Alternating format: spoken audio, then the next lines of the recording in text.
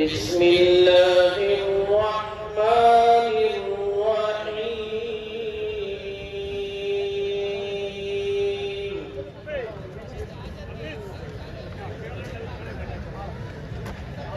هو الله الذي لا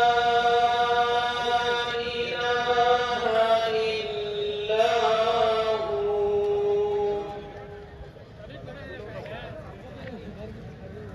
عالم الغيب والشهادة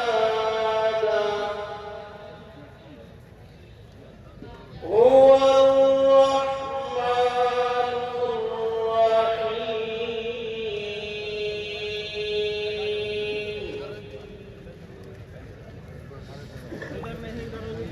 هو الله الذي لا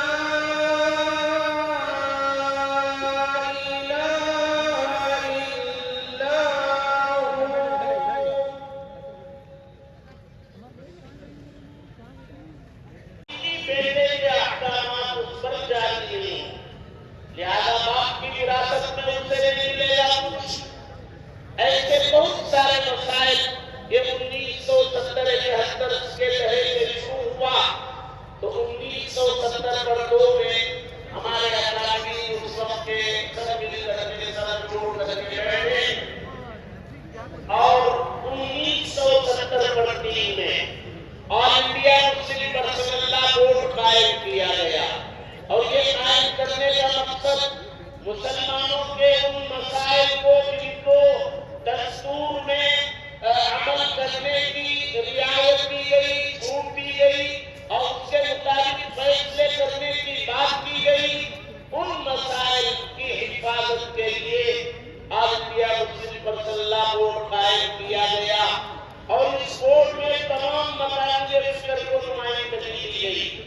یہ بورڈ کسی ایک جماعت کا نہیں، کسی ایک مسلک کا نہیں، کسی ایک مکتب فکر کا بورڈ نہیں ہے.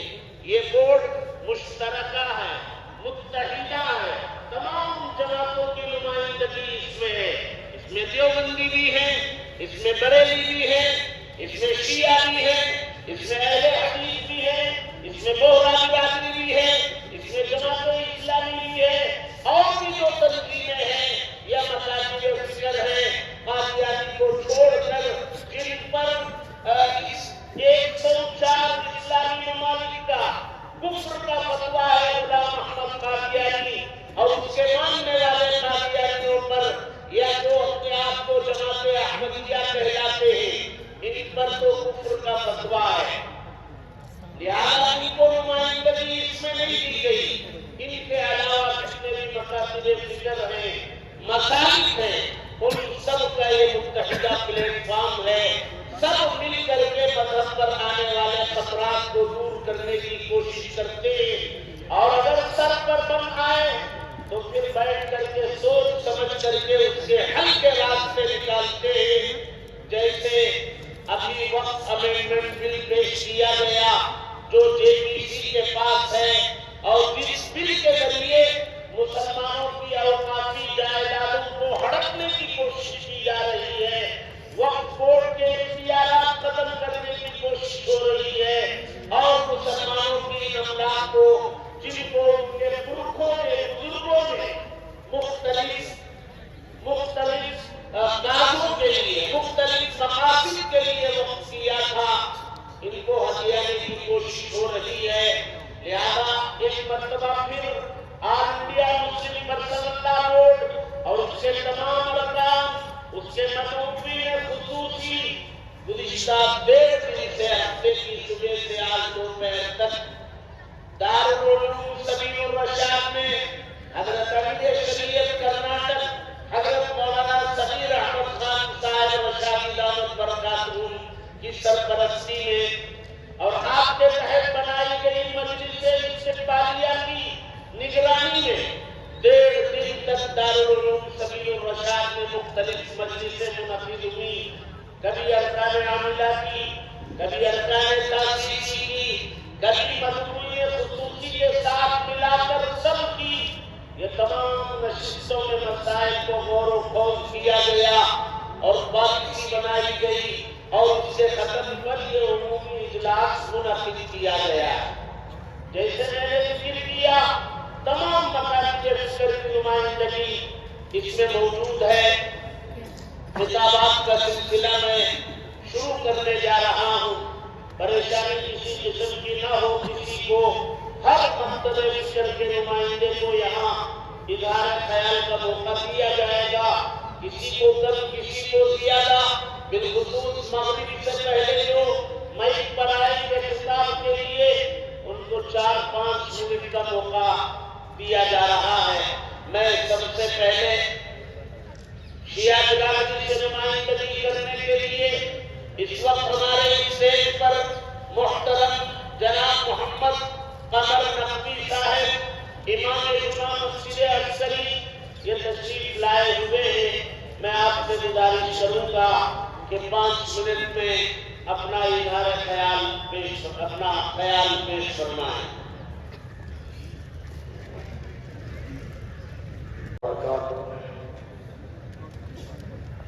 بسم اللہ الرحمن الرحیم نحمدہ ونصلی علی رسولہ الکریم.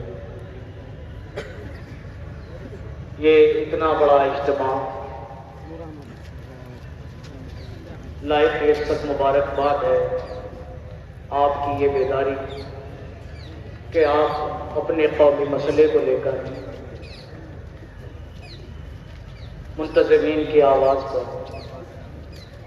یہاں اتنی کثیر تعداد میں جمع ہو گئے.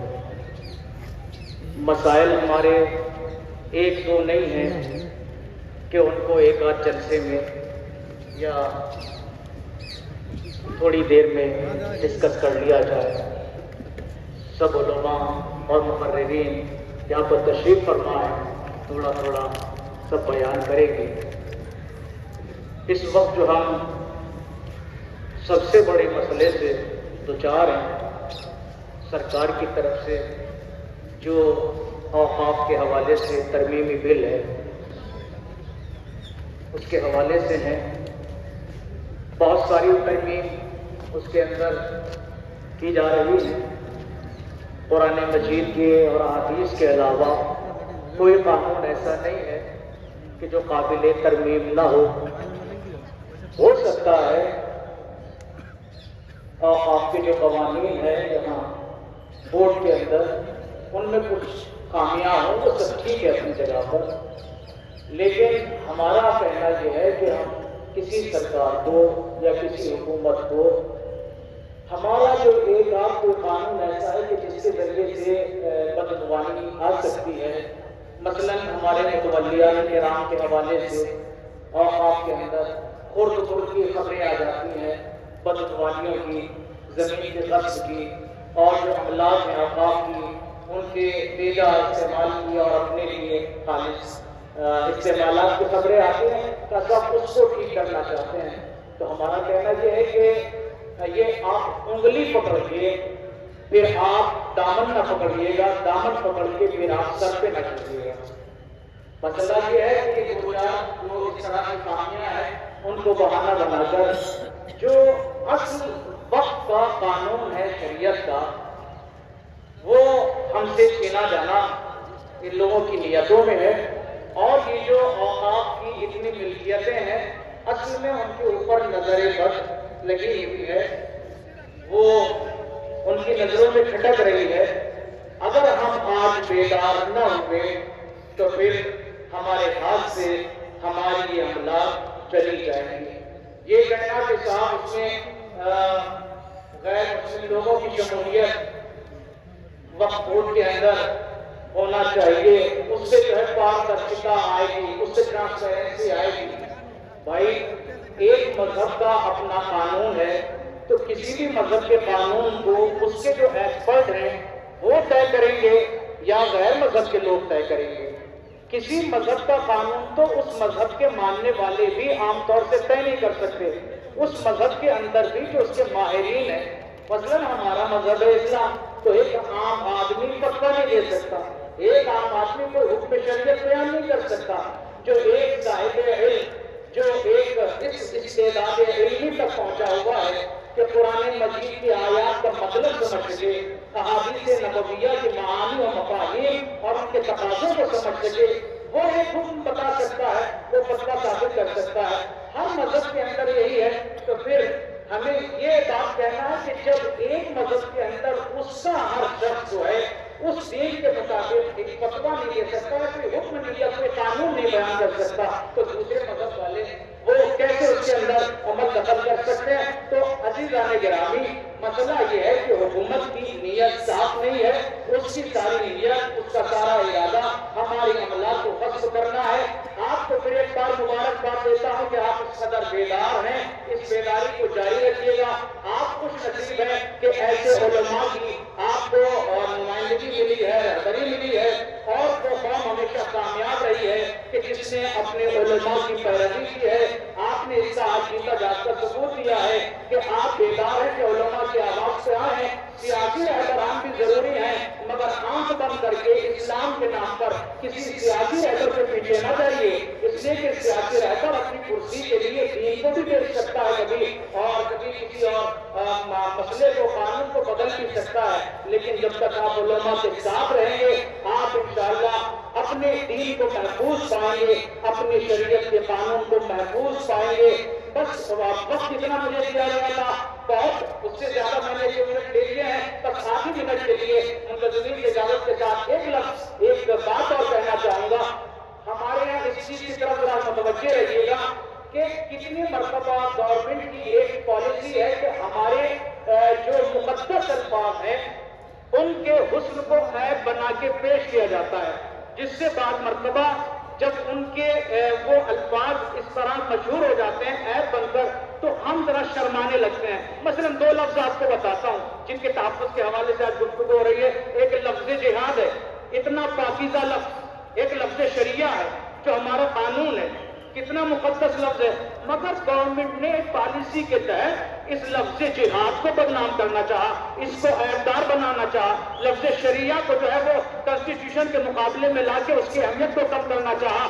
کہنا بہت کچھ تھا مگر وقت بہت کم ہے، بس اس بات کو ختم کر رہا ہوں کہ اپنے جو مقدس آپ کے الفاظ ہیں، آپ کی جو اصطلاحات ہیں، کوئی ان کو کتنا بھی بدنام کر کے، کوئی ان کو کتنا بھی باعیب یا عیبدار بنا کے آپ کے سامنے پیش کرے، آپ کو کبھی بھی اپنے مقدسات کی طرف سے شرمندہ ہونے کی ضرورت نہیں ہے۔ آپ کا کوئی قانون، آپ کی کوئی اصطلاح دینی ایسی نہیں جس میں آپ کو سر جھکانا پڑے۔ یہ سب ان کی سازشیں ہیں، ان کو اسی طرح حاضر ہو کے علماء کی آواز پر ناکام بناتے رہیے۔ وآخر دعوانا الحمدللہ رب العالمین۔ رحیم رشید صاحب دامت برکاتہم سے گزارش کروں گا کہ وہ 5 منٹ میں اپنے خیالات کا اظہار فرمائیں۔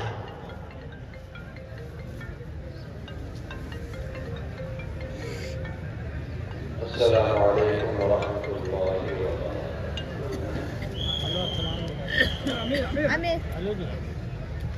यहाँ बैठे सही कि यहाँ बैठे सही देखो तुम्हें कहाँ है रोड पार है, हमें बहुत अंदर है यहाँ तुम्हें। ہمارے جو ساتھی پیچھے کھڑے ہیں وہ اگر بیٹھ سکتے ہیں، وہاں بیٹھنے کی گنجائش ہے हाँ تو تشریف رکھیں۔ درمیان میں کچھ لوگ یوٹیوبرز ہیں یا وہ اپنے موبائل کے ذریعے اس مناظر کو قید کرنا چاہتے ہیں، وہ بار بار کھڑے ہو رہے ہیں، پیچھے والوں کو خلل ہو رہا ہے، بیٹھ جائے، بات توجہ سے سنیں۔ یہ على عباد الذين اصطفى أما بعد۔ محترم علماء کرام اور دور دراز سے آئے ہوئے مہمان گرامی، آج کی مسجد کے 2 عنوان ہیں، تحفظ شریعت اور تحفظ اوقاف۔ ये तो दोनों उन्वान पर आप उलमा किराम की खिताबत सुनेंगे। क्योंकि इस वक्त मुझे 5 मिनट में अपनी बात मुकम्मल करना है, इसलिए सिर्फ तहफ़्फ़ुज़े औक़ाफ़ के उन्वान पर बात करके मैं अपनी बात खत्म करूँ। औक़ाफ़ का जो कानून हुकूमत ने बनाया, बिल बनाया और उसको पार्लियामेंट के अंदर पेश किया, यह सिर्फ मुसलमानों को मुतासिर करने वाला नहीं, बल्कि हिंदुस्तान के हर एक को मुतासिर करने वाला। इस बात को समझने के लिए इससे पहले जो कानून बने उनकी रोशनी में समझना हो। सीएए और एनआरसी के मौके पर इसी तरीके पर, इसी जगह पर हमने एहतजाज किया था। कसीर तादाद के अंदर मैदान भर गए और आसपास रोडों पर भी आम लोग सुन रहे हैं, और यहां स्टेज पर बड़ी तादाद में मुसलमान के अलावा दूसरे मजहब के लोग भी मौजूद थे। उन्होंने भी इस बिल की मुखालिफत की थी, सीएए और एनआरसी। हालांकि उसमें सिर्फ मुसलमानों का इस्तिस्ना किया गया था और ये कहा गया था अगर कागजात दुरुस्त नहीं है तो मुसलमान को शहरियत नहीं मिलेगी, बाकी सबको मिलेगी। जब सबको मिलेगी तो दूसरे एहतजाज के अंदर क्यों शामिल हुए? और ये कहा जा रहा था कि ये मुल्क की सालिमियत के लिए और मुल्क की हिफाजत के लिए कानून है।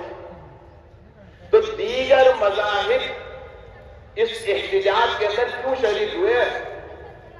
उसकी वजह ये थी कि वो मुल्क के मफाद में नहीं था, इसलिए दीगर मज़ाहिब भी उसके अंदर शामिल हुए। क्या नुकसान आते हैं? अगर आपको वो बातें याद हों तो अपने ज़हन में दोहरा लीजिए। बात लंबी करूंगा, वक्त ज्यादा हो जाएगा। एक और बात, किसानों के ताल्लुक से कानून बनाया गया और ये कहा गया किसानों के फायदे में, उनके हक में है। लेकिन किसान एहतजाज पर बैठ गए, उन्होंने ये कहा हमारे मफाद में, हमारे फायदे में नहीं है, ये नहीं सकते हम, उसके दाम, सही दाम उसके हमें नहीं मिल सकते, ये तो हमारी जमीन दी गई और हमारी आजादी दी गई। और कहा यह जा रहा था ये किसानों के फायदे में। आज जो बिल है ये उसके ताल्लुक से ये तसव्वुर दिया जा रहा है कि ये मुसलमानों के फायदे के लिए, लेकिन हकीकत ये है कि ये नाम इसका दिया जा रहा है मुसलमानों के फायदे के लिए। जिस तरीके पर एनआरसी और सीएए के मौके पर आम लोगों के फायदे में और मुल्क के फायदे के लिए नहीं था, जिस तरीके से किसानों का बिल किसानों के फायदे के लिए नहीं था, ये बिल भी हमारे फायदे के लिए नहीं है बल्कि हमारे नुकसान ही के लिए है। और इसका असर सिर्फ हम पर नहीं पड़ेगा। आज ये फंदा हमारे गले में पड़ा है, कल सिखों के गले में पड़ सकता है ये फंदा, कल ईसाइयों के गले में ये फंदा पड़ सकता है और दूसरे लोगों के गले में ये फंदा पड़ सकता है।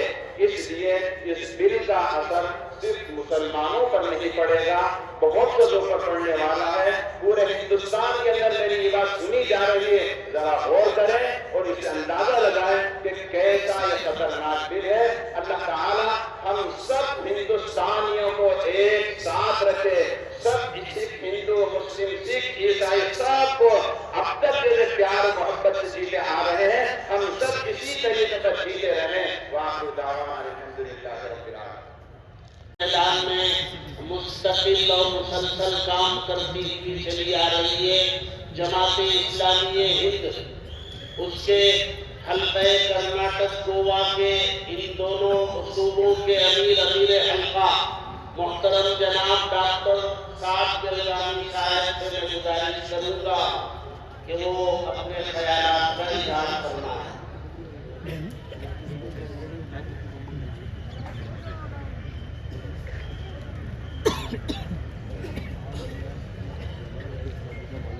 الحمد للہ رب العالمین والصلاة والسلام علی رسولہ الکریم وعلی آلہ واصحابہ اجمعین۔ قال اللہ تعالیٰ فی القرآن المجید اعوذ باللہ من الشیطان الرجیم بسم اللہ الرحمن الرحیم اليوم اکملت لکم دینکم واتممت علیکم نعمتی ورضیت لکم الاسلام دینا۔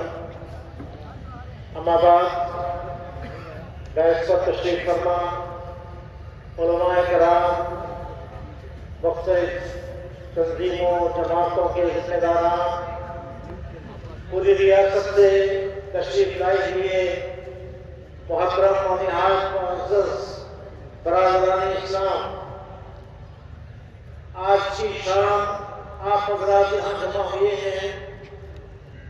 جیسا کہ اعلان کیا گیا، دو چیزوں کے سلسلے میں جاننے اور اپنے موقف کا، اپنے اسٹینڈ کا اظہار کرنے کے لیے۔ دو عنوان ہے، ایک شریعت مسلم پرسنل لا اور دوسرا عنوان ہے اوقاف، یعنی ہماری وہ املاک اور جائیدادیں جو اللہ کی رضا کے لیے، اللہ کے دین کے لیے، بندوں کی خدمت کے لیے اس راستے میں وقف کی گئی۔ آج اس ملک میں جہاں بہت سے دیگر مسائل کا بھی ہمیں سامنا کرنا پڑ رہا ہے، مدارس کا، محکمین کا، ہمارے اداروں کا اور بے شمار مسائل ہیں، اس میں یہ دو بڑے ایشوز ہیں جو اس وقت مسلمانان ہند کے سامنے ایک چیلنج بن کر کھڑے ہوئے ہیں۔ اللہ تعالیٰ نے ارشاد فرمایا، اور یہ حجۃ الوداع کے موقع پر نازل ہونے والی آیت ہے جس میں اس بات کا اعلان کیا گیا کہ اليوم اکملت لکم دینکم، آج کے دن میں نے تمہارے لیے تمہارے دین کو مکمل کیا، واتممت علیکم نعمتی، اور تم پر میری نعمت کو تمام کیا، ورضیت لکم الاسلام دینا، اور تمہارے لیے دین اسلام کو دین کے طور پر، ایک طریقۂ زندگی کے طور پر، ایک نظام حیات کے طور پر پسند کیا۔ آپ صلی اللہ علیہ وسلم کی 23 سالہ جدوجہد کے نتیجے میں اسلام پوری آن اور شان کے ساتھ اس دنیا میں قائم ہوا، اور یہ وہ الہی قانون ہے، وہ ڈیوائن لا ہے جو ہماری پوری زندگی میں ہماری رہنمائی کرتا ہے۔ افسوس کی بات ہے کہ اس ملک میں مسلم پرسنل لا کو، جو ہمارے آئینی مسائل کے سلسلے میں احکام پر مشتمل ہے، ہمارے فیملی لاز پر مشتمل ہے، اس کو کمزور کرنے، ختم کرنے اور اس کی جگہ ایک یونیفارم سول کوڈ کے نام سے ایک انسانوں کا بنایا ہوا قانون یہاں لاگو کرنے کی، مسلمانوں پر اس کو پابند بنانے کی ایک مضبوط سازش یہاں رچی جا رہی ہے۔ ہمارے لیے اللہ کا قانون بس ہے، اللہ کا بتایا ہوا قانون وہ شریعت ہے جو ہمارے لیے عزت کا، شرف کا، امتیاز کا اور ہمارے لیے ایک امتیازی شان رکھنے والا اللہ تعالیٰ کا قانون ہے۔ وہی ہمارے لیے کامیابی کا راستہ ہے، وہی صراط مستقیم ہے۔ مسلمان کسی قیمت پر اپنے پرسنل لا میں کوئی مداخلت برداشت نہیں کریں گے۔ آئے دن اس طرح کی کوشش ہوتی رہی ہے اور اس وقت یہ واقع ہو رہے ہیں، چنانچہ اس موقع پر ہم سب کو اس بات کا اعلان کرنا چاہیے، عزم کرنا چاہیے کہ اللہ تعالیٰ کے اس قانون کی ہم مکمل پیروی کریں گے۔ اس کو دونوں قسم کے خطرات آزاد ہیں، داخلی طور پر ہم اس سے واقف نہیں، ہم اس پر عمل پیرا نہیں، ہم اس کی تفصیلات کو نہیں جانتے، اس سے خلافت دیا کرتے ہیں۔ یہ ایک بہت بڑی کمزوری ہے، اس پر قابو پانا ہے، اور خارجی طور پر بار بار اس میں چھیڑخانی کرنے کی اور پیسفل طریقے سے قانون کو بدلنے کی یہاں کوششیں ہو رہی ہیں۔ چنانچہ ہم آج ایک دوسروں آواز میں اعلان کرتے ہیں کہ پرسنل لا کو ہم کسی قیمت پر اس سے کوئی مداخلت برداشت نہیں کریں گے۔ آرٹیکل 44 اس ملک میں ریپیل ہونا چاہیے، مسلمانوں کو اس سے ایگزمپٹ کیا جانا چاہیے، اور ہمیں اپنے معاشرتی زندگی، خاندانی زندگی میں اپنے قانون کے مطابق اپنے معاملات چلانے کی پوری آزادی ہونا چاہیے۔ یہاں کے دستور سے بھی اس بات کی اجازت نہیں ہے۔ آرٹیکل 35 میں اس ملک میں جتنے مذاہب ہیں، اس ملک میں جتنے ٹریڈیشنز ہیں، ان سب کو اپنے قانون پر عمل کرنے کی اور اپنے ایسپیکٹس، انسٹیٹیوشن اور مکمل آزادی دی گئی۔ چنانچہ ایک طرف پرسنل لا کی بات ہے تو دوسری طرف اوقاف کا وقت امینڈمنٹ بل جو اس وقت زیر بحث ہے، اس میں مسلمانوں کو اپنے اوقاف کو بے دخل کرنے کا، ہمارے مساجد، ہمارے عیدگاہیں، ہمارے قبرستان اور ہمارے بے شمار ادارے جو اوقاف پر مبنی ہیں، ان کو غیر یقینی بنانے، مسلمانوں کو اس سے بے دخل کرنے، ان کو کمزور کرنے کی سازش اس وقت کی جا رہی ہے۔ چنانچہ ہمارا اس سلسلے میں واقف بھی ہونا چاہیے اور پرزور طریقے سے اس بات کا اعلان کرنا چاہیے کہ ہم اپنے اوقات میں کسی قسم کی مداخلت قبول نہیں کرتے۔ اس وقت امینڈمنٹ بل کو ہم ایک زبان ہو کر مسترد کرتے ہیں، ریجیکٹ کرتے ہیں، اور جو آزادی یہاں ہر دیگر مذاہب والوں کو حاصل ہے، اگر یہ بالواقع فریڈم پر، ایکویلٹی پر، جسٹس پر اور فریٹرنیٹی پر یقین رکھتا ہے تو اس کا تقاضا ہے کہ اوقات کو کوئی چھیڑ چھاڑ نہ کی جائے اور مسلمانوں کے اس حق کو تسلیم کیا جائے۔ حکومت سے اس کا مطالبہ کرتے ہیں اور یہ ناطے مانتا ہوا مجموعہ جو یہاں جمع ہے، اسی بات کے اعراض کے لیے، اپنے شریعت کے تحفظ کے لیے، اپنے اوقات کو اس سے اخبار کرنے کے لیے ہم سب ایکجٹ ہو کر انشاءاللہ کام کریں گے۔ اللہ تعالیٰ ہمارے شریعت کی حفاظت فرمائے، ہمارے اوقات کی حفاظت فرمائے۔ وآخر دعوانا الحمدللہ رب العالمین۔ نظروں کو قابو میں رکھنے کی مشق کرائی جاتی ہے، لہذا ہمارا مجمع جو ہے اس وقت جو بیٹھا ہے، ان کا قبلہ جو ہے اسٹیج ہے، وہاں سے کوئی آئیں گے کوئی جائیں گے، ہمارے مجمع میں خلل نہیں ہونا چاہیے۔ ڈسپلن اور تنظیم یہ ہمارے مذہب کا حصہ، لہذا اکادمی کی آمد شروع ہوگی، آئیں گے ہماری توجہ اسٹیج کی طرف بولنے والے کی طرف رہے گی، تو بولنے والے بھی پورے دماغ سے آپ کی طرف متوجہ ہو کر کے اپنی بات رکھ پائیں گے۔ ہمارے لیے اس وقت اہم عبادت کا وقت قریب ہے، اہم العبادات ہے نماز۔